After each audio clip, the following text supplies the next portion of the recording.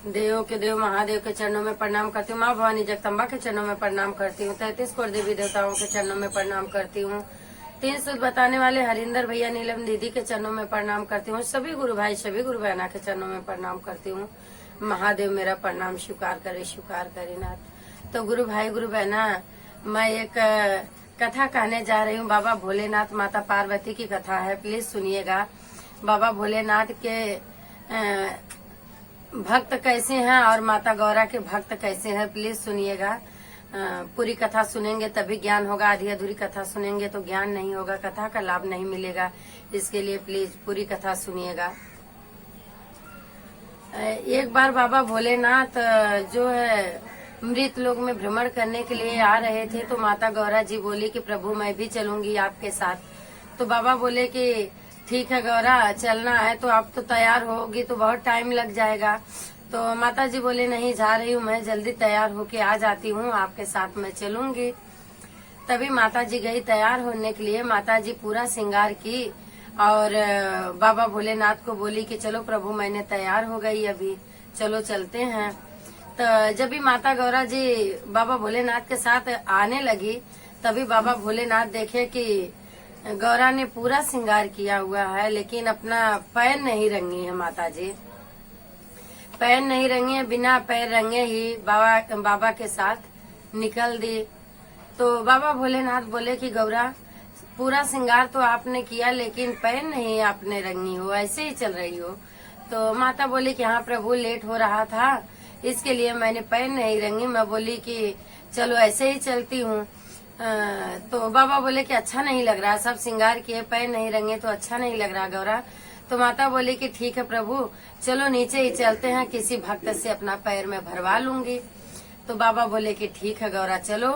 जब भी बाबा भोलेनाथ और माता जी गौरा दोनों जन जब भी भ्रमण के लिए निकले आए, मृत लोक में घूम रहे थे, घूमते हुए आए और माता गौरा जी जो है एक सजी धजी औरत और अच्छा मकान घर बना, राजा महाराजा का घर था। माता जी बोली बाबा भोलेनाथ से कि प्रभु चलो, मैं इधर ही अपना पैरवा रंगवा लेती हूँ। तो बाबा बोले कि ठीक है गौरा चलो। तो गई गौरा मैया, तो बोली कि सुनो आप मेरा पैर रंग दोगी क्या? तो अभी वो क्या बोली, रानी महारानी थी, तो क्या बोली, बोली कि जाओ जाओ उधर आई हो पैर रंगाने के लिए। मेरे इधर खुद ही नौकर चाकर है, मेरे पैर जो है भरते हैं और मैं आपका पैर क्यों भरूं, मैं नहीं भरूंगी, जाओ इधर से। चली आई हो मुंह उठा के। माता तो एक वृद्ध माता का रूप पकड़ी थी और बाबा एक वृद्ध पुरुष का रूप पकड़े थे। तभी नहीं रंगी तो माँ बहुत निराश हुई। माँ बहुत निराश हुई तो बाबा भोलेनाथ बोले गौरा जी, निराश हुई तो बाबा भोलेनाथ बोले गौरा निराश मत हो, चलो चलो आगे चलते हैं। तो माता जी बोली नहीं प्रभु, मैं अभी आगे नहीं बोलूंगी, और आगे बोलूंगी तो आगे वाले भी ऐसे ही बोलेंगे, चलो मैं पैर नहीं भरवाऊंगी। बाबा भोलेनाथ बोले गौरा, मैं तो आपको बोलता हूँ कि भक्त को उतना ही दो जितना उसका काम चले और वो भी हमें याद करे, लेकिन आप तो जिद कर देती हो कि नहीं प्रभु जी इनको दो, तो मुझे मजबूरन देना पड़ता है। आप जो हो कि मेरे को इतना बोल बोल के, कितनी गरीब थी, मेरे से इतना बोल बोल के इसको धन दिलवाए, मेरी पूजा करती थी, अर्चना करती थी और मेरे मंदिर जाती थी, और अभी जब से इसके पास धन हो गया, महल हो गया, रानी महारानी बन गई, तब से मेरे महल भी नहीं जाती है। ये आप ही तो दिलवाई थी, ये आपकी भक्त है। तो माता बोली कि प्रभु मुझे क्षमा करना, मैं नहीं जानती थी, मुझे तो लगा कि हो जाएगा इसके पास धन दौलत तो और सुख से रहेगी, तो हमारा और ख्याल करेगी, हमारे मंदिर और आएगी। तभी बोले कि चलो गौरा मेरे भक्त के पास चलो। तभी बाबा भोलेनाथ अपने भक्त के पास लेके गए। जो बाबा का भक्त था उसके घर गए तो उसका एक झोपड़ा था और उसी झोपड़े में माता जी अपने बच्चे लोग को लेके रहा करती थी। तभी बाबा भोलेनाथ बोले कोई है घर में? तभी अंदर से माता जी दौड़ के आई, बोली कि हाँ बाबा बोलिए। तभी एक वृद्ध माता गौरा और बाबा भोलेनाथ को मृत अवस्था में देख के वो माता जी बोली, हाँ बाबा बोलिए। फटाक से उन्होंने अपनी खाट था, टूटी खाट थी, वही खाट लगा दी, क्योंकि वो गरीब थी, उसके पास अच्छा खाट नहीं था, तो टूटा था, तो बोली बाबा इसी पे बैठ जाइए। तो माता जी और बाबा भोलेनाथ दोनों जन उसी खाट पे बैठे। उसके बाद में माता जी बोली, बाबा बोले कि गौरा आप बोलो इनको। तब माता जी बोली कि डर तो लग रहा है प्रभु। तो बोले नहीं, आप बेझिझक बोलिए इनको। तभी माता जी बोली कि ओ माता जी, आप मेरा थोड़ा से पैर भर दोगी क्या? तभी वो औरत बोली, हाँ जरूर मैया, मैं आपका पैर जरूर भरूंगी। सुंदर थाली लाई और जल लाई, माता जी का पैर धोई, अपने आंचल से उनका जल पैर पोछी। माता जी का पैर अपने आंचल से पोछी धोने के बाद, उसके बाद में सुंदर कलर घोर के रंग लाई और माता जी का पैर पूरा भरने के बाद में माता जी का पैर जो है छू के प्रणाम की, आशीर्वाद ली माता जी से। माता जी ने उसको आशीर्वाद दिया। उसके बाद वो बोली कि माता जी आपको भूख खाने के लिए लाऊं?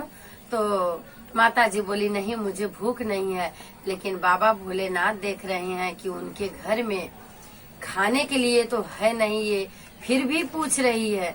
तो बाबा बोले कि हाँ ठीक है, मुझे भूख लगी है, कुछ मुझे लाके दे दो। वो घर में गई तो घर में उसको खाने के लिए नहीं था। तो बोली कि मैं क्या लेके जाऊं, बोल तो दी हूँ खाने के लिए, लेकिन कुछ है नहीं तो क्या लेके जाऊं। बाबा भोलेनाथ ध्यान धरे हुए हैं कि घर में कुछ भी नहीं है। ये औरत जान भी रही है, फिर भी जा रही है लेने के लिए। तभी बाबा बोले कि जान रही है, कुछ भी नहीं है, फिर भी अंदर जा रही है, क्या लाएगी? अंदर गई, कुछ टाइम खड़ी थी और जान रही है कि नहीं है, मैं क्या लेके जाऊं? आ तो गई लेने के लिए, बाबा को भूख भी लगी है, तो मैं क्या दूं बाबा को खाने के लिए? तो एक बार थोड़ा आगे चल के आ रही, फिर पीछे जा रही है, फिर ऐसे ही कर रही है। कुछ टाइम तक बाबा अपना नेत्र बंद करके पूरा उस औरत का लीला देख रहे हैं। उसके बाद में उसके मन में हुआ कि कुछ है नहीं, चलती हूँ बर्तन ही, बाबा बोलेंगे, माता जी बोलेंगी। अंदर गई कि आवाज भी नहीं आ रही है, तो ला रही है खाना कि नहीं ला रही है। तो बर्तन ही पानी भर के रखी थी, अपने बर्तन में जो उसका टोप था उसमें पानी भर के रखी थी। पानी खोलती हूँ तो उनको पता चलेगा कि मैं निकाल रही हूँ। तो भी बाबा देख रहे हैं उस औरत को। जैसे ही टोप खोली तो देख रही है कि उसमें सुंदर खीर बनी हुई तैयार रखी है। फिर वो तो खुश हो गई कि मैंने खीर तो रखी नहीं, खीर आई तो कहाँ से आई। उसके बाद में फिर दूसरा टोप खोल रही है, देख रही है तो उसमें पूरी है। अरे वो तो बहुत खुश हो गई कि अरे ऐसा कैसा चमत्कार, मैं तो पानी भर के रखी थी, ऐसे कैसे हुई। तो भगवान को याद की, बोली हे प्रभु, आज आपने मेरी इज्जत राख ली है। उसके बाद में सुंदर खीर और पूरी बाबा को और मैया को, दोनों जन को थाली में लाके दी। बोली बाबा ये लोग आप दोनों जन प्रसाद ग्रहण कीजिए। तभी बाबा और मैया दोनों जन खीर और पूरी खाए। मैया को तो नहीं पता है बाबा कौन सी खेला रच रहे हैं। तभी जब खा लिए, खाने के बाद में थोड़ा माता ने पूरा खा ली, बाबा भोलेनाथ खाने के बाद थोड़ा छोड़ दिया थाली में। तो बोले कि बाबा भोलेनाथ की जाओ और खाना है आपके घर में? तो बोली कि हाँ बाबा जी, था तो नहीं, लेकिन आप आए तब मेरे घर में खीर पूरी ना जाने कहाँ से, मैं तो पानी भर के रखी थी, न जाने कहाँ से खीर पूरी आ गई बाबा। अभी है, मैं आपको लाई खाने के लिए, तो और था घर में और है बाबा। तो बोले कि नहीं, उतने से नहीं काम चलेगा, ये लो मैंने आपको इतना दे दिया, ये जाके उसी में मिला दो। लेके गई, पूरे प्रसाद में मिला दी हो। मिलाने के बाद बाबा बोले कि ये जो खाना है अपने बच्चे लोग को खिला देना, आप भी खा लेना, अपने पति को खिलाना, प्रसाद के रूप में ग्रहण करना, और जो है आपके घर में जो जल बचा हुआ है उस जल को अपने घर में उसका छीटन कर देना। तो माता बोली कि ठीक है बाबा। इतना बोल के वहाँ से माता और बाबा भोलेनाथ दोनों जन वहाँ से अंतर ध्यान हो गए, चले गए वहाँ से। फिर माता ने गई अपने बच्चे लोग को प्रसाद के रूप में दी। बच्चे लोग पूछ रहे माँ कहाँ से आज ये आया?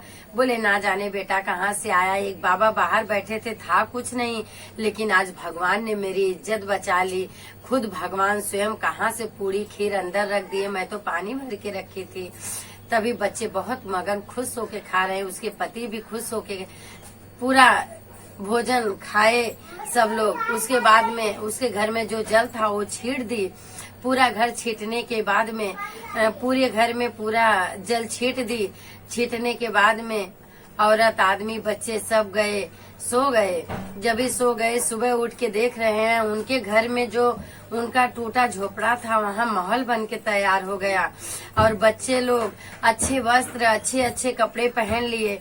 और जो माँ है वो माँ भी अच्छा कपड़ा, आदमी भी अच्छा कपड़ा, सोना चांदी सब उनके घर में, और भंडार पूरा उनका भर गया। बाबा कुबरेश्वर महादेव जहाँ उनका चरण हो वहाँ भला कैसे कोई निर्धन रह सकता है? कैसे किसी के पास धन नहीं हो सकता जिसके घर में स्वयं माता पार्वती बाबा भोलेनाथ ने अपना चरण रख दे? तो वो तो धन हो गई, रानी बन गई। अभी जो बाबा का पैर, माता जी का पैर नहीं भरी थी, उसके पास जो है बाबा भोलेनाथ, उसका रातों रात जो उसके पास अन्न धन सब था सब नष्ट होने लगा, सब नष्ट होने लगा। उसका जो हाथी घोड़ा जो भी था सब मरने लगे।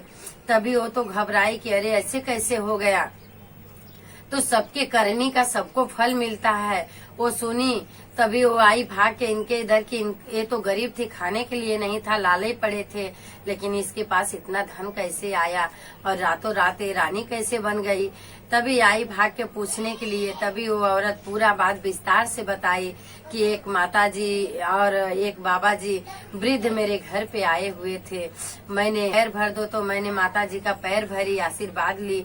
और माता जी और बाबा ने जल बोले छिटकान करने के लिए, वही जल मैं पूरे घर में छेड़ दी। रात को सो गई, मुझे नहीं पता कि कैसे महल बन गया।